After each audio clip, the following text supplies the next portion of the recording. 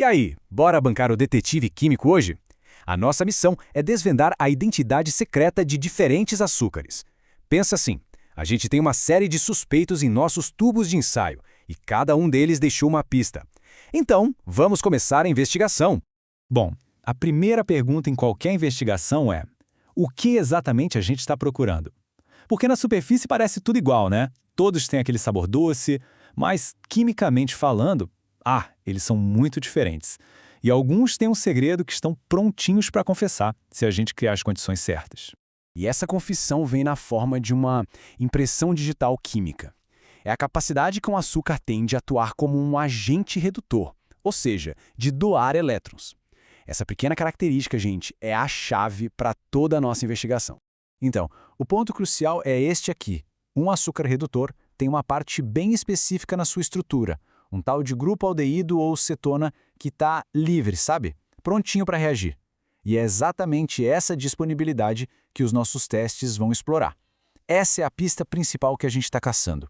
A nossa primeira linha de investigação vai usar um kit de ferramentas que dá uma resposta bem direta, um sim ou um não. Esses testes simplesmente vão dizer para a gente se o nosso suspeito tem ou não a tal impressão digital de um açúcar redutor. Vamos conhecer nossos primeiros detetives, os testes de Benedict e de Fehling. Eles são tipo primos, que trabalham do mesmo jeito.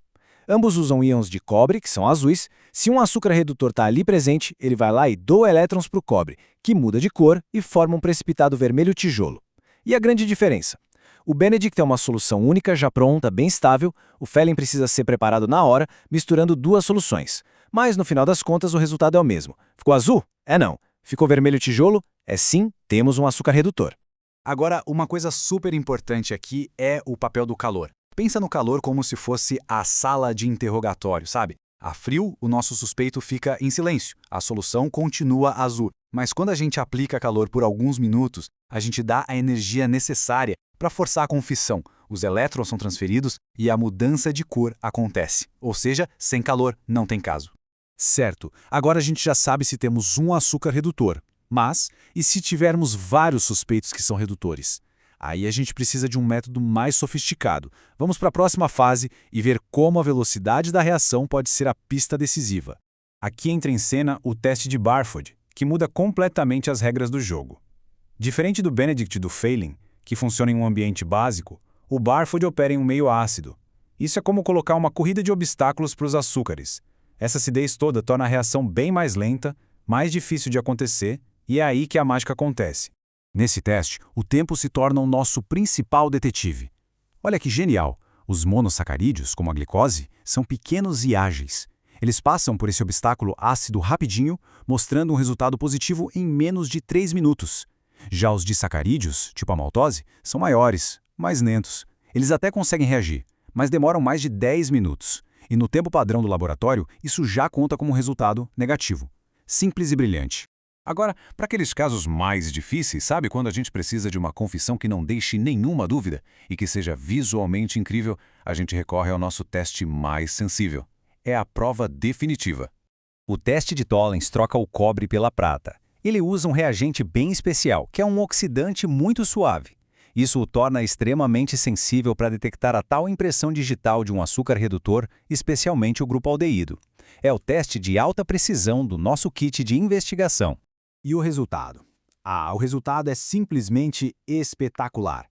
Quando um açúcar redutor doa seus elétrons para os íons de prata, eles se transformam em prata metálica. Se o tubo de ensaio estiver bem limpinho, essa prata se deposita de forma uniforme na parede de vidro, criando um espelho deslumbrante.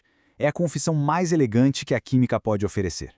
Mas e aqueles suspeitos que passam por todos os nossos testes e nunca confessam nada? São os açúcares que sempre dão negativo? Como é que eles conseguem se esconder? Vamos dar uma olhada nesses casos arquivados.